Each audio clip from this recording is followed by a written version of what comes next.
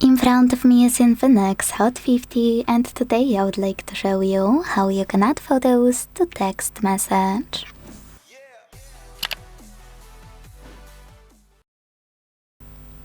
Begin by launching Messages app and selecting or creating a chat. Then click on this plus at the bottom left corner, and in order to take a photo within Messages app and send it right away, hit Camera. Then select Photo from the pop-up, take a pic, and then use this check mark at the bottom right corner to add it. If you want to add already existing photo, you need to click on Gallery instead. Then click on the photo you wanna add and wait.